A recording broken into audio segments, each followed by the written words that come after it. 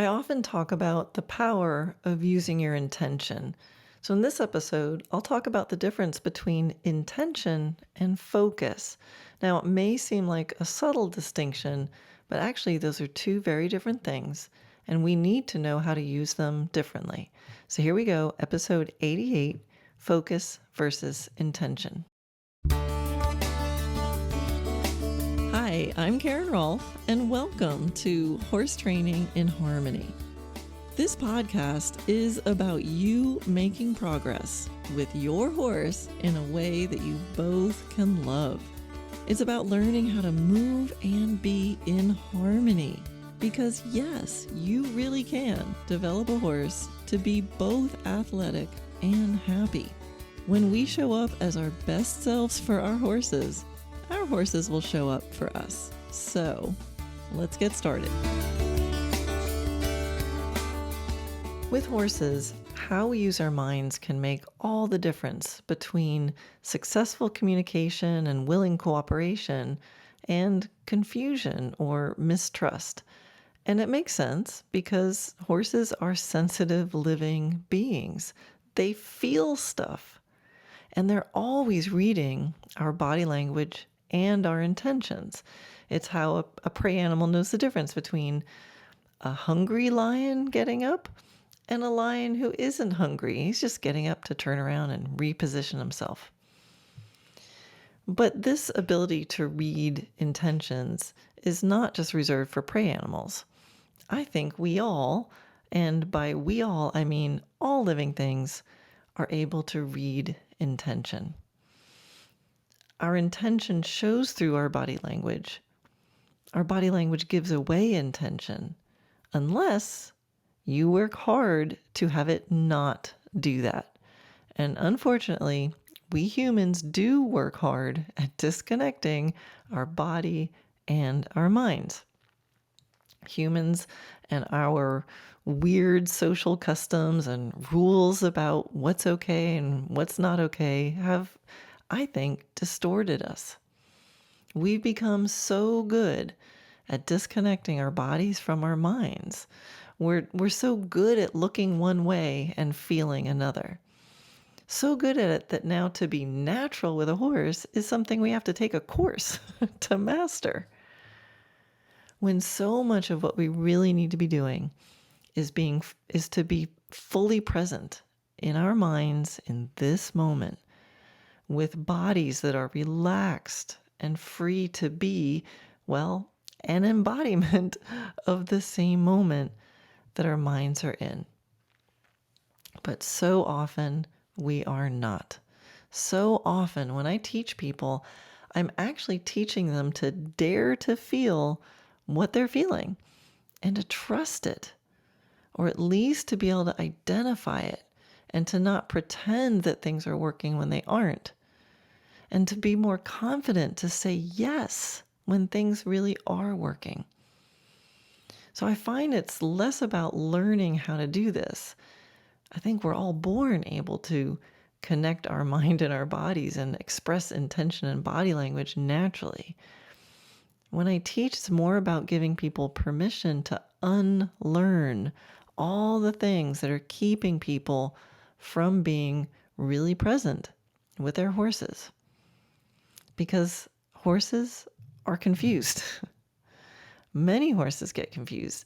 They move when we don't want them to move, and they don't when we want them to.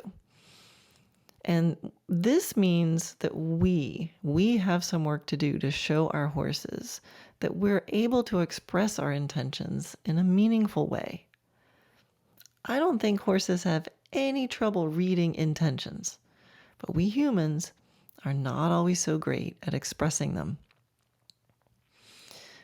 Between our fellow humans, we often practice saying one thing when we really mean another. Or we actively doubt ourselves at the very same time that we're actually doing the thing. That is incredibly confusing to horses. And actually, I think to other people. And actually, I think it's confusing to ourselves. We're just so used to doing it. And I think many behavior issues are a result of horses not being totally sure what we intend. So they're thinking, am I supposed to be doing something, or is my human just like looking at me funny? Is that a cue, or is my human just a little off balance? And we need to be equally skilled in being aware of where our attention is in the moment,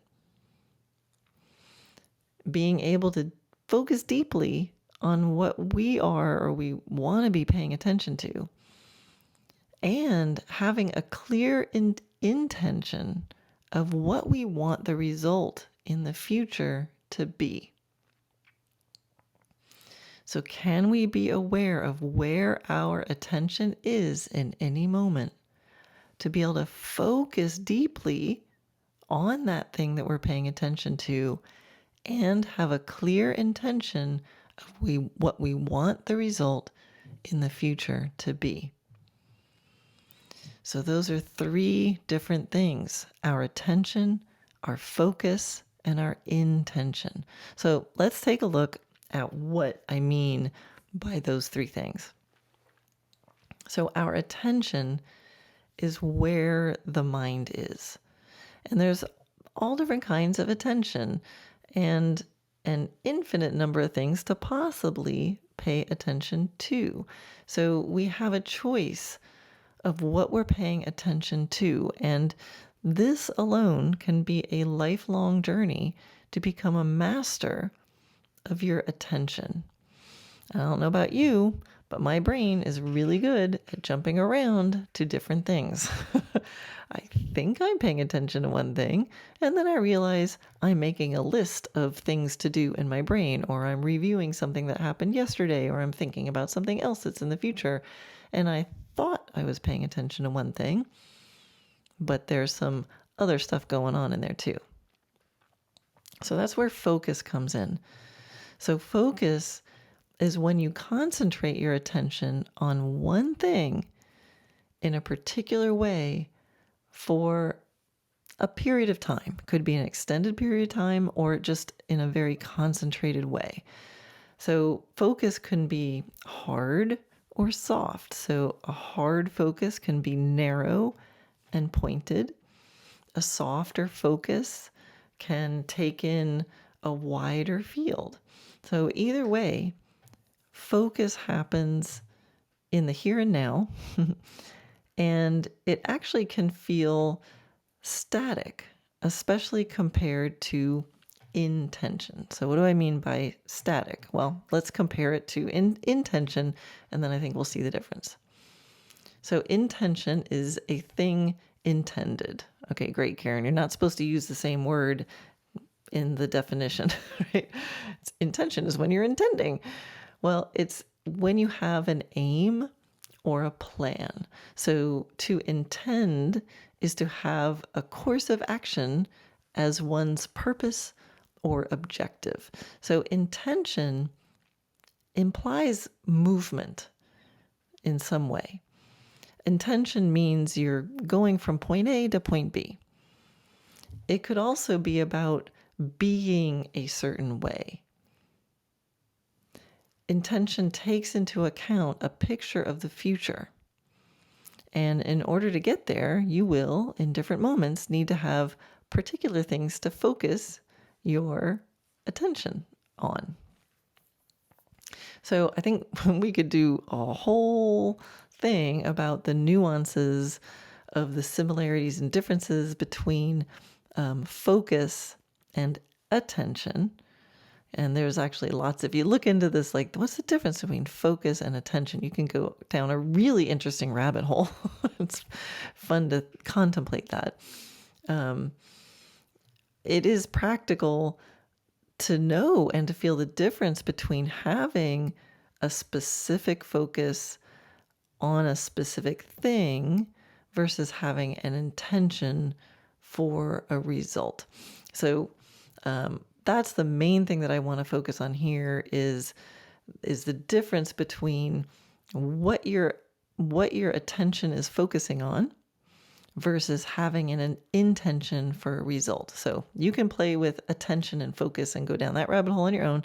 I'm going to kind of focus on the difference between intention, and attention. I hope that's clear. All right, so let's look first at the importance of intention. So let's say, as an example, the aids for a lateral yield while riding, so let's say a leg yield, it involves a shift of weight in the saddle, right? So that actually is the main aids. You're going along, shift your weight to the side, the horse will move under the weight, and now you are yielding, doing a leg yield.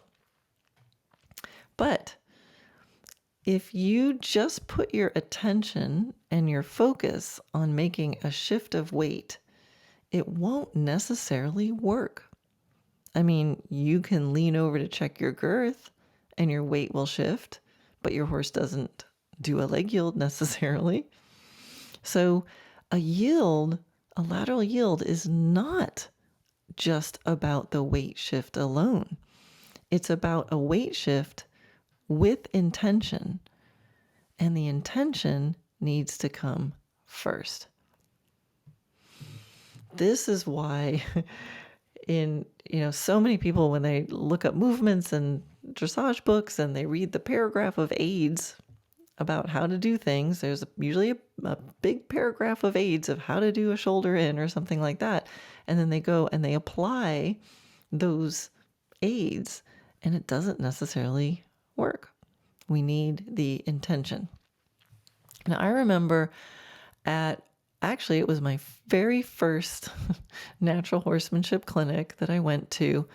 And at one point, the group was all riding around without reins. And the horse I was on, this was actually relatively easy for us. And so I'm riding around without reins, just having the time of my life, because this is a Grand Prix horse. And I just felt like a little kid in this clinic. I was having so much fun. I'm like, I get to ride without reins? Like, this is so cool. And so I was doing actually a bridleless canter, and I'm cantering around this huge arena. And I was so much in my happy place that I hadn't noticed that the instructor had asked everyone to stop. But I didn't hear that, so I was still cantering around. So the teacher, I realized, was now talking to me, and he was saying things like, just breathe out, just try to sit down heavier, focus on relaxing.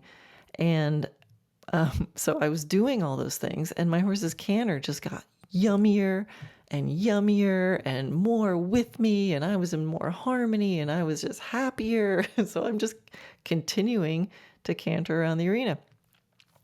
So the instructor thought that I wasn't able to stop. So he kept giving me the aids, the techniques that I could use to stop.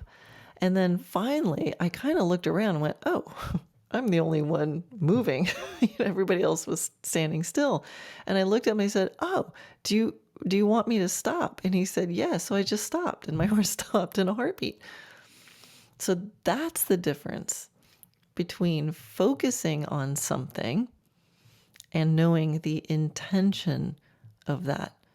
Because I was sitting down, I was sitting heavier, I was breathing out, I was relaxing, but I had the intention of continuing at the canter and doing that.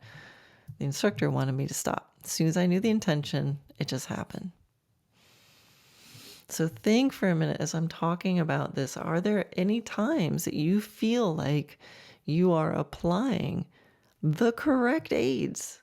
You're doing it, quote unquote, right. And now you might be thinking of horse examples. Feel free to use a life example. Are there any areas of your life where you are going through the motions? You're doing the things, you're checking everything off on the list, and you're still not getting the result that you really, really want? Are you clear on your intention? So, common mistakes that I see. It's often the dedicated students who want to, quote, do it right, that end up working harder they work harder on their focus, but they sometimes forget about the intention. Like I said, they look in the book, they read the paragraph of aids, they look at all the things they're supposed to be doing, and they focus on doing them. But they forget about the intention. And this often happens when they're first learning an exercise. I mean, it's normal at first that we got to just like do our scales, right? We got to practice doing the technique. But often the main concern at that stage is just to kind of get the steps done. So like in the example above with me cantering my horse, I was doing the techniques, but I didn't know why. And that's why I didn't get the result that my instructor wanted, even though I was doing everything that he told me. So often when things aren't going as planned, many students assume that they're doing something wrong, and they focus harder and harder on a small detail instead of stepping back and asking themselves or their teacher, what am I aiming for? What will success look like? I love that question. What will success look like? So here's another example. Let's say your horse comes in from the pasture and he's got a cut. He's got a wound on his hindquarters. You see it and you want to go investigate it. You want to take a look at it or clean it. Imagine that moment. You see the wound and you want to go look at it. You're going to have a really strong focus. You're going to have a strong attention on that wound. And you're going to be able to walk right up and look at the wound. Now, your horse might move if the wound was really sore and he could tell that you were looking at it. But I'm actually going to say he might not, unless he knew you were intending to go touch it and he knew it was going to hurt. But so let's maybe it's not a good example for a wound. Maybe you've got like a bit of mud. There's just some mud, something your horse doesn't think is going to hurt him. There's some mud on your horse's butt. You see it and you're going to go over there and you're going to brush that mud off. Chances are your horse is not going to move. You're going to have a strong focus, strong attention. Going to walk right up. He's going to stand there while you knock the mud off. Now, I've seen students trying to ask their horse to yield their hindquarters, and they're using that same technique. They're putting a stronger focus. They're putting all their strong attention on the hindquarters. And the more they do that, the more the horse just stands glued to the ground. So remember earlier I said focus can feel static. That's what I mean by that. I'm looking at your hindquarters that are right there, and I'm looking at them. And the horse is like, okay. So focus and attention live in the present moment. It's choosing one thing right here, right now to concentrate on. So the more students focus on those hindquarters, the hindquarters are going to energetically do exactly what focus says. Stay right here, right now. So what's going to create the movement is the intention that we send. It's the picture we have in our minds of the result of our focus. What do you want your horse to be doing in the future? So other students I see doing the opposite. And, none of this applies to me. I keep saying students. I've seen myself do all this too. So, it's just easier for me to see it when it's other people. But believe me, I'm not perfect from this. This is why I think about this stuff so much. So other times, maybe I'll say it that way, other times we can be so focused on the end result that we forget to actually pay attention to what's happening in the moment. So it could be that sometimes we have such a strong intention to get the hindquarters to yield that we're like so focused on the result, like I gotta get the hindquarters to yield, that we go in using too many aids because we're just so committed to it happening that we don't even bother to wait to see if the horse is going to offer it or not. We just we got to get it done. That's the get it done. Those hindquarters are yielding. It's going to happen. gonna make sure it happens. And we can end up using stronger aids than we need. Other times, if we're really focused on getting something to happen, we can be thinking so much about what we want to have happen that we forget to keep some of our attention on the details happening now in the moment. And that's when things can get sloppy, or we get really inconsistent results because we're not noticing some of the finer details about our positioning or what the horse is offering. So it's really about becoming aware. So as you play with your horse, see if you can be aware of where your focus is and what your intention is, preferably in reverse order of what I just said there. What is your intention? And then where are you going to put your attention? Where are you going to focus your attention to help you meet your intention? So if you're putting your focus on something, make sure you know why and what result you want from it. I'm looking at the hindquarters so that they will move, versus I'm looking at the hindquarters so I can go knock that piece of mud off of it. Become clear about the difference between focusing on doing the exercise versus focusing on an exercise so that your horse becomes more balanced or relaxed or energized, etc. So you can get really microscopic. I'm asking this, I'm want the hindquarters to move. So I'm going to focus my attention so that they move. So one little move. Or you can go bigger picture and say, okay, well, why am I even asking for a leg yield? Oh, well, I want to do leg yield so that my horse becomes more symmetrical in pushing off their right hind leg versus their left hind leg. So there's the macro kind of reason, intention behind what we do.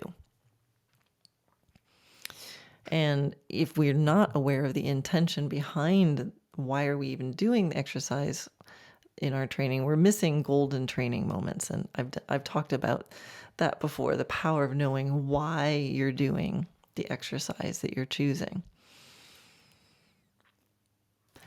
And if you know the intention, you might be busy perfecting your precision.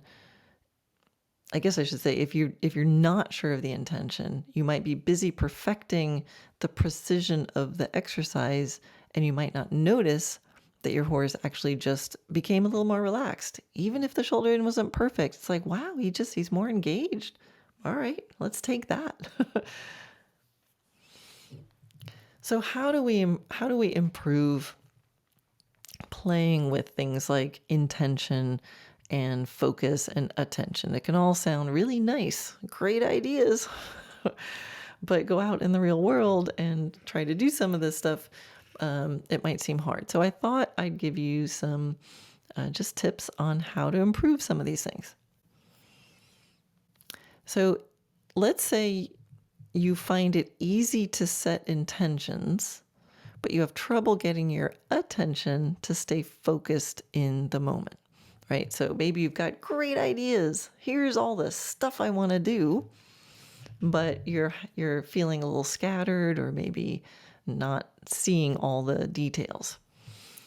So practice asking yourself, where is my attention now? In this moment, where's my attention? So this is just something to remind yourself of a lot. Set some alarms on your watch or your phone, and just practice and know that your intention is, every time you hear that tone, it triggers you to go, where's my attention? And maybe, where's my intention, right before the alarm went off? What was I thinking of? It's a great practice.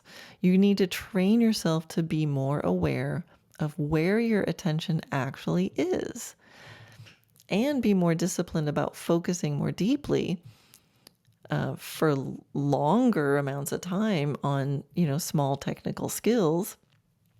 That's going to be helpful, right? But the first thing is to just notice. Don't judge. Just notice, oh, wow, my attention's like way over there. My attention is 3 days ago. My attention is on a month from now. So there's, just notice. Just practice noticing where is your attention in reality. So meditation and breathing exercises can really be helpful to build these skills. You can also create a mantra or a simple phrase to repeat to remind yourself of what to focus on. It might be like a list of steps in the exercise that you're doing to, for that specific exercise to help keep your attention on the things that you want it to be on. Or it might just be a reminder to watch for something. And the best tip to get started with this is to not be frustrated if you feel like your mind is everywhere. That's normal. That is the job of the mind. So marvel in your mind's ability to pay attention to so many different things. So many random different things. Or is that just me? Just notice where it goes and see if you can gently suggest it to pay attention to what you want it to pay attention to. So I remember years ago when I first started trying to meditate, I just kept feeling like a failure because every 3 seconds, my mind was somewhere else. And then I realized that that's the whole point. It's going to wander. Notice it wandered, bring it back. So if you get to practice that 1,000,000 times, that's perfect. That was 1,000,000 times that you noticed and you brought it back. And eventually it will stay longer. But keep it fun. Marvel at your mind's ability to pay attention to so many different things. Just notice where it goes and see if you can gently, playfully suggest it pays attention to what you'd like it to pay attention to. And that's one of the purposes of a mantra. It's because maybe your mind isn't quiet, but if it's going to pay attention to something, you get to choose. So a mantra is just a repeated phrase. And if you can get in a habit, it's just listen to this. Be here now, be here now, be here now. Just keep your mind busy remembering to repeat the phrase. And at least now it's paying attention to one thing that you're in control over. And that's a start. Now, let's say you find it really easy to focus your attention in the moment, but you have trouble picturing the results that you need, right? So you're a detail person, you're really thinking about, you're paying attention to everything, but sometimes it's like it's still not going, right? So you're focusing really hard on the hindquarters, but they're not moving anywhere. You need to think about the intention. So if you need help with that, you want to visualize. The question for you is, what will success look like? Stop and ask yourself, why are you doing what you're doing? Why are you sending energy to the haunches? What will success look like? Exactly. Remember, horses think in pictures, or so I'm told. So remind yourself of what you're trying to accomplish in the future. Don't just stare at the haunches. Picture them moving. If you're not sure, ask a question to your instructor or watch some videos. So if you have an instructor that teaches a lot with aids, so everybody has a different teaching style. Some instructors will say more bend, a little more energy, and others will say inside leg. Right? So if you have a teacher that teaches with just aids and you're not sure what's supposed to happen when you put that inside leg on, stop and ask. You go, oh, when I put that inside leg on, do you want my horse to get more active, or are you asking the hind leg to come under a little bit, or are you asking for, do you want more bend? If you don't know the difference, there's a lot of things that an inside leg can elicit in a horse. If you don't know what it's supposed to elicit, you need to stop and you need to ask. Because once you can picture it, you know the intention, you know the action, the success in the future, you can picture it. You can see the result happening. And then if your horse starts to do it, you're going to be able to recognize it sooner. You're going to be able to reward them and say, yeah, that's it. So what's a tip to get started with this one?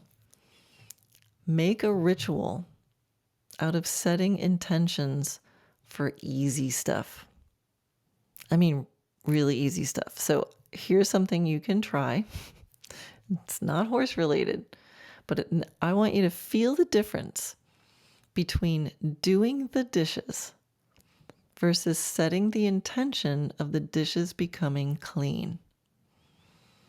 Seems like a small distinction, but I bet you've experienced someone in your house who did the dishes, but they still didn't get clean.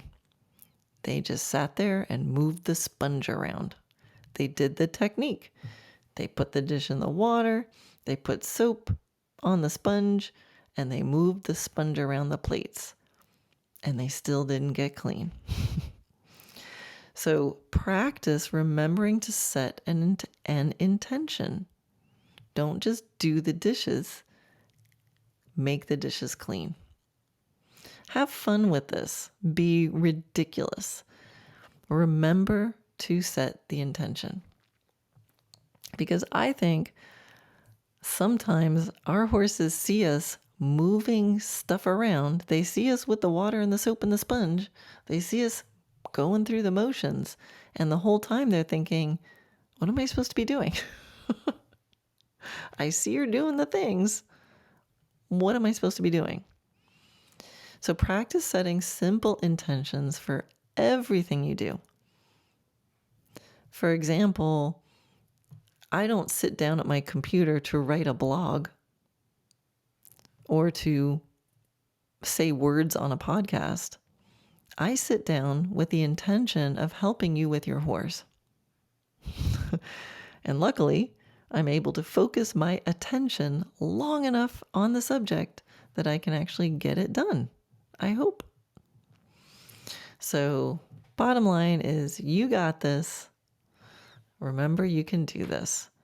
We all need to be equally skilled in knowing where our attention is in the moment, being able to focus deeply on what we're doing, and having a clear intention of what we want the result to be.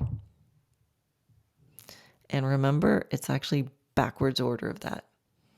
We need to have a clear intention of what we want the result to be.